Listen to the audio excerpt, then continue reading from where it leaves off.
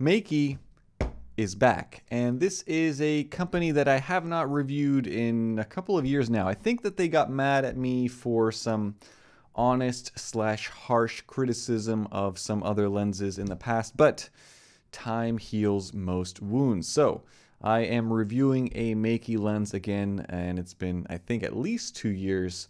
This is the new 50mm F0.95.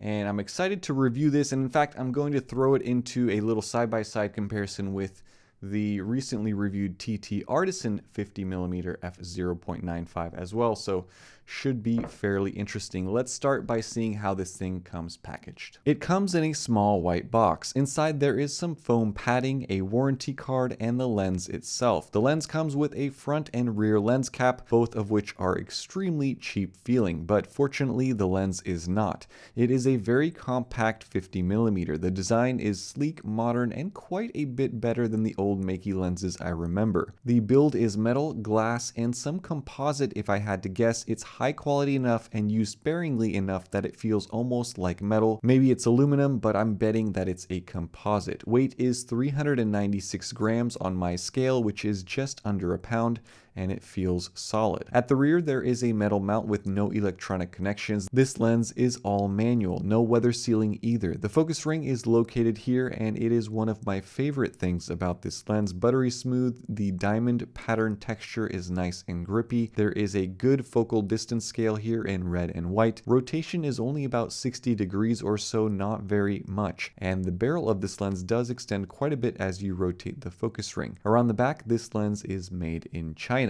Toward the front, there is a Meike logo, the lens specs, and aperture ring. The ring is smooth, well damped, and declicked. It rotates quickly from f0.95 to f16. At the very front, there is a very large front lens element with a clean lens design. No writing here, although the front is threaded for a 62mm filter. Inside there are 7 elements in 5 groups, which is a very simple design compared to other f0.95 lenses out there, and it has a 13 blade diaphragm, which is a lot. Mounted on my a6100, it is a good looking lens. It looks sophisticated and subdued, no crazy design elements, but it's simple and clean, compact as well, an easy lens to carry around with you anywhere.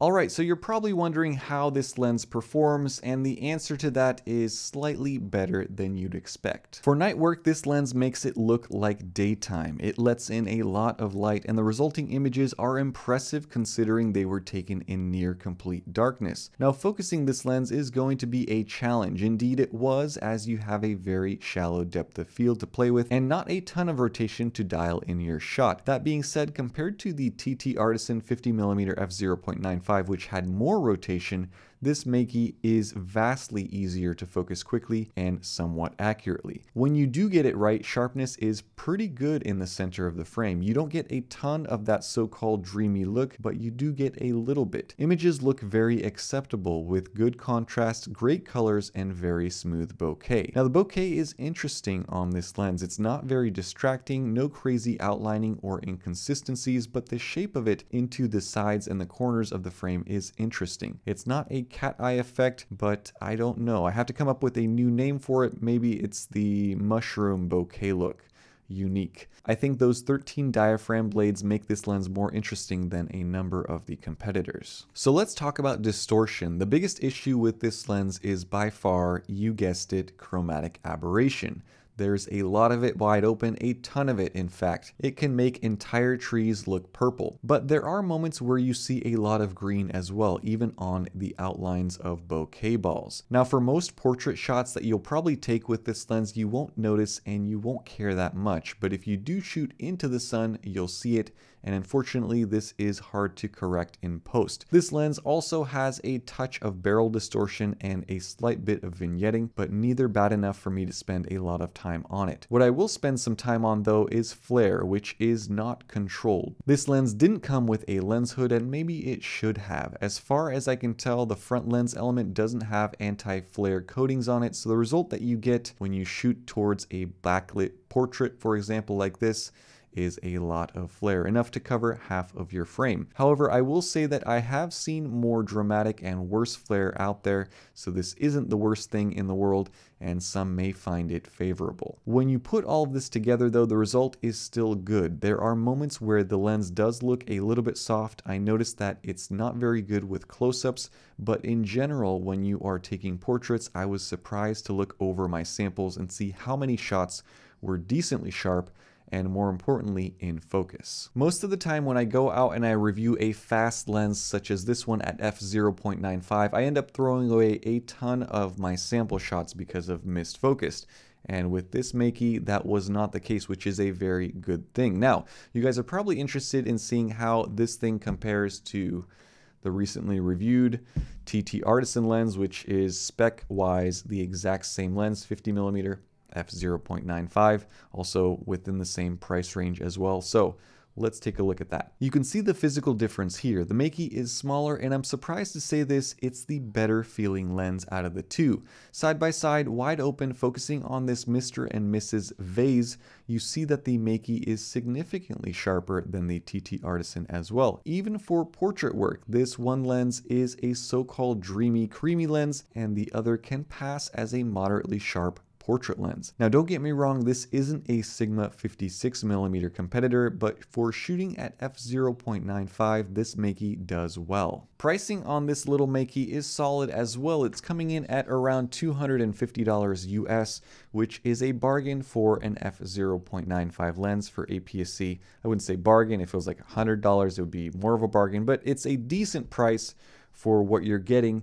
And unlike a lot of the competitors out there which offer dreamy, aka soft images, the TT Artisan is one of those. This lens is decently sharp and it's built very well. Construction is great. It's smaller than a lot of the other f/0.95 lenses out there, and I think that the focus ring is done better than a lot of those. Out of all of the f/0.95 50mm that I've tested, this is by far the easiest one that I've ever used. So the question becomes, should you buy this new lens from Meike? Now, I steer you guys in the exact same direction in almost every video. If you are looking for a great portrait lens for your Sony APS-C camera, get this Sigma 56mm f1.4. It has autofocus. It has fewer issues in terms of distortion compared to other lenses such as these, and it is the sharpest lens, in my opinion, for APS-C. For portrait work, you cannot go wrong with the Sigma 56. It's only a couple, maybe $100 more than one of these also. It's very, very good value for money.